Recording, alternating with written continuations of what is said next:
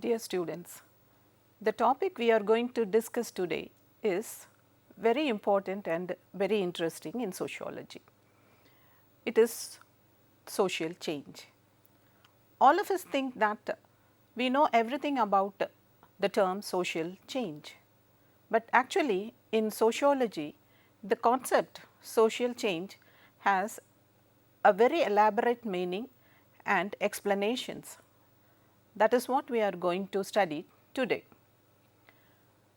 The two important social facts are dynamic and static. Society is static as well as dynamic. The structural aspects endure for quite a long duration, but still are dynamic. The social life is constantly dynamic because what we observed yesterday is not the same today. The entire situation keeps changing because change alone is permanent. Even while tracing the history of mankind, we point out the different stages of change from hunting to nomadic, from nomadic to pastoral, from pastoral to agricultural societies in a gradual pace. Man later entered into the industrial society, at which point the change was faster and complex when compared to the earlier days, be it material or non-material. Change is ever present in the world because change is the law of nature. Change is an ongoing process and hence society is dynamic. There may be many factors and phenomenon like socialization process and social control that function permanently to keep society in order. It may appear that there are many efforts by the society to keep society static and stable, but in reality there are many more irresistible forces that operate in the social system to change the existing pattern. Therefore, change is inevitable and ubiquitous. I will give you some definitions for change. Any transformation, alteration or modification that takes place in society is called change. It could be change in social relationship or ideologies or in material culture. It includes modification in the structure and function of the society. Kingsley Davis meant by social change such alterations that occur in the structure and function of social organizations in society. M.E. Jonas has said that social change is a term used to describe variations in or modifications of any aspects of social processes, social patterns, social interactions or social organizations. McIver and Page define social change as a process responsive to many types of transformation, to change in the man-made conditions of life, to change in the attitude and beliefs of men, and to the changes that go beyond the human control to the biological and physical nature of things. What is the nature of change? The main features of change may be explained now. 1. Social change is a universal phenomenon. All societies primitive or modern, undergo social change. New values, new components and new technologies are introduced to the social life. The speed and extent of change may vary from society to society, but all societies are dynamic. 2. Social change is continuous. From the dawn of human life till now, social change has been taking place. It is not possible to stop change. 3. Social change is community change. Social change occurs in the life of the entire community, not in one or a few individual members. Therefore, it is a transformation of a group of people living in a geographical area. 4. Social change results from the interaction of a number of other factors. Social change triggers from many associated factors. A single factor cannot create big social change. 5. Social change creates a chain of reactions. When social change occurs, it results in a series of changes in different aspects of life. 6. Definite predictions of social change is not possible.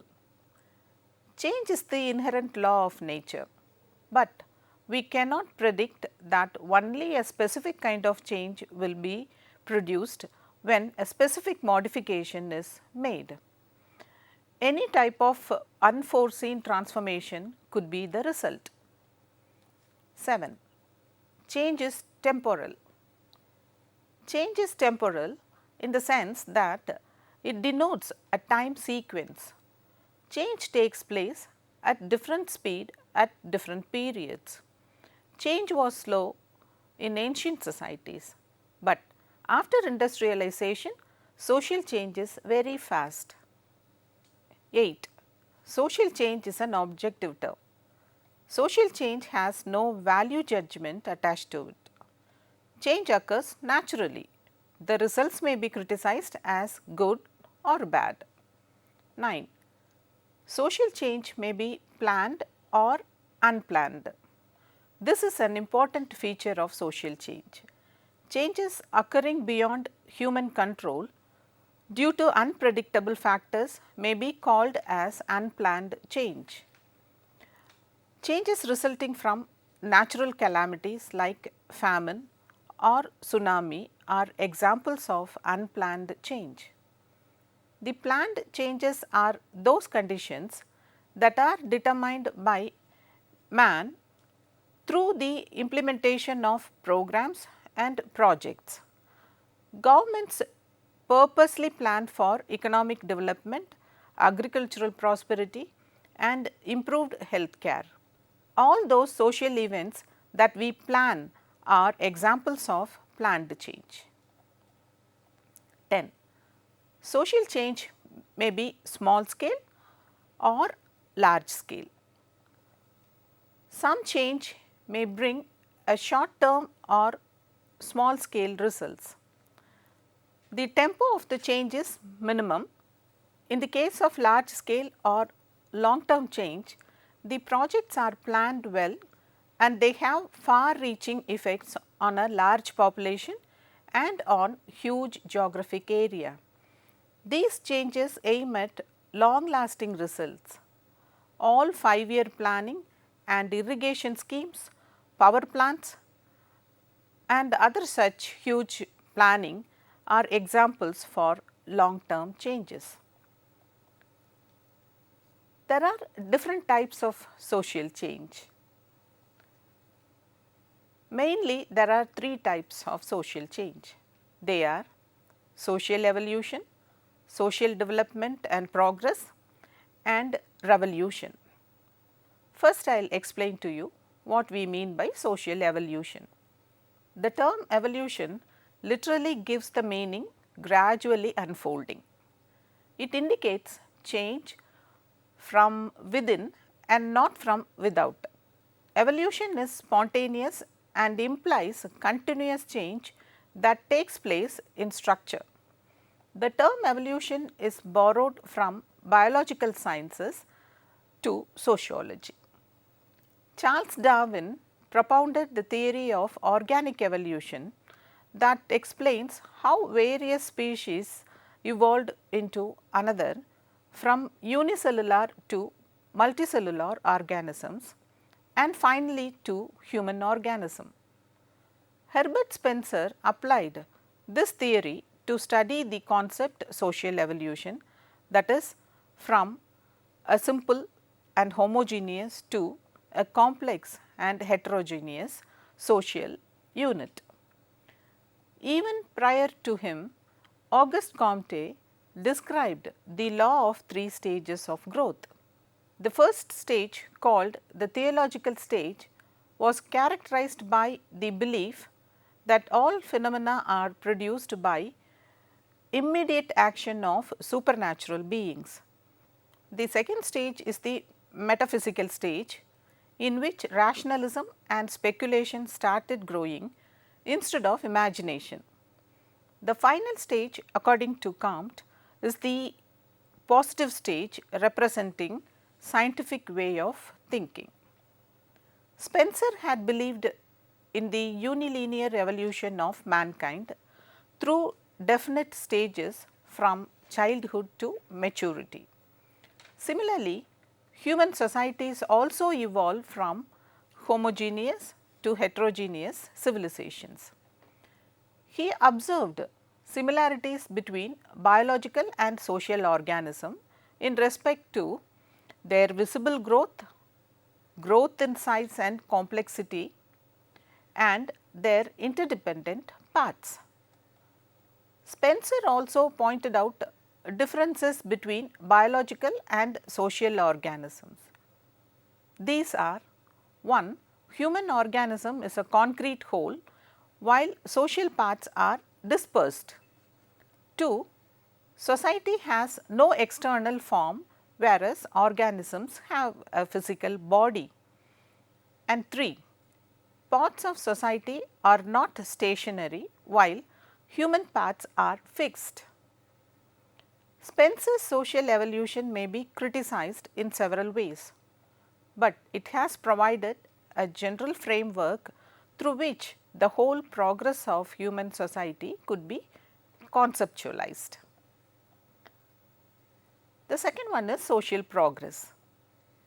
The concept social progress gives a different meaning of social change. All changes are not progress. Progress moves towards an upward direction because progress is motivated towards a goal. Man's own value will explain whether change is taking us towards desirable end or not. It has no measuring index to it. When progress is towards a desired prefixed goal and has a definite index to measure it, then it is termed as development.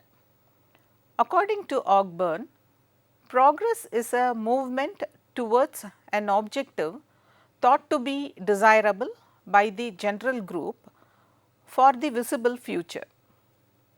Ginsberg defines progress as a development of evolution in a direction which satisfies rational criterion of value. Social progress always connotes improvement and betterment and leads to human happiness. The next one is revolution. Revolution is another type of social change which differs in its features. Revolution is violent and engages a considerable portion of the population. It results in change in the structure of the government and legal codes relating to major social functions. Revolution results in drastic changes in human life and in the structure of the society. Normally, revolutions are not gradual like evolution. They are sudden outbursts in the society due to some discontent and could result in bloodshed too. There is polarization of segments of the structure and deterioration of economic well-being or political rights. Karl Marx has analyzed it as polarization of the rich and the poor that resulted in class conflicts. For him, conflicts characterize revolution. The most intense conflict in society is found during revolution. For example, French Revolution and Russian Revolution. These revolutions were upheavals due to exploitation, suppression of liberty, corruption, unemployment and hunger. These revolutions brought far-reaching consequences in the society. Next, I will explain to you the direction of change. Wilbert Moore has presented the directions of change in his book Social Change through a diagrammatic representation.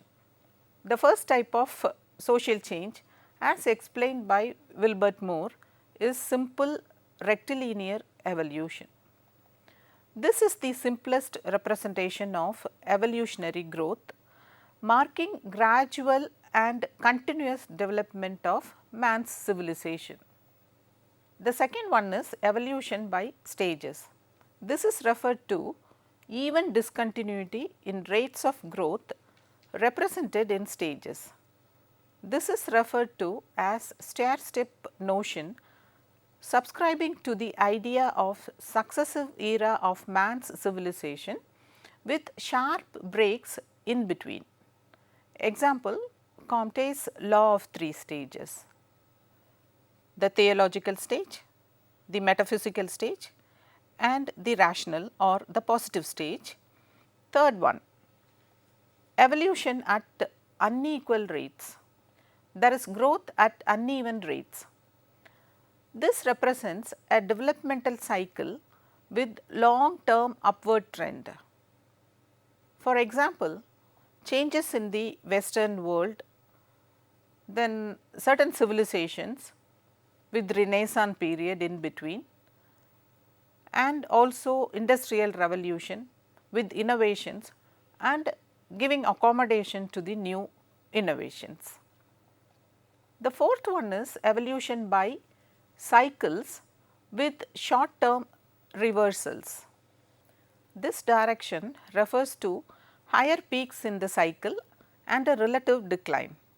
It resembles the business cycles in capitalist economy with cycles of prosperity and depression repeating earlier cycles. 5.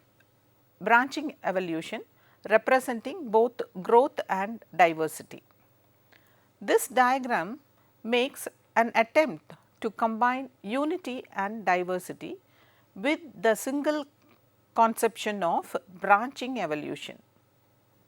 The sixth one is trendless cycle. This type of change has no specific trend or direction meaningfully. It goes with ups and downs without any regular time sequence. Prediction of this growth becomes very difficult. The next type of change is logistic growth. This is the seventh one.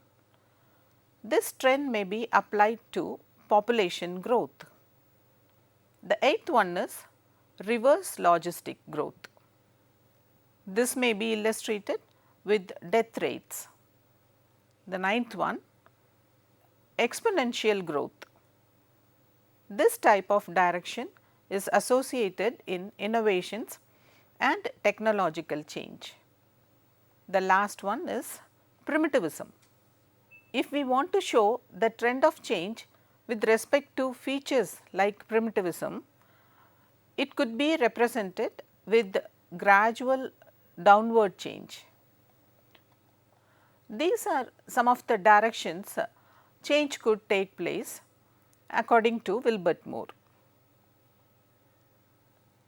Now, social change is a permanent process, but change may take different directions, trends and consequences. Okay students, in the introduction I explained to you what we mean by social change in the subject sociology, and I gave you definitions of social change. Then I explained to you the nature of social change, and I explained some types of social change, and in the last part we have been talking about the directions of social change. Now I will pose you certain questions. Question 1. Define social change and write the features of social change. Question 2. Elaborate the concept of social evolution with the examples. 3. What are the various directions of social change? Give examples. Yes students, what I have explained to you now is a brief introduction to social change, but the concept of social change includes many more things. We have to study about many theories explaining social change, and also there are many factors that produce change in the social life. All these things we will study in the next classes. Till then, bye.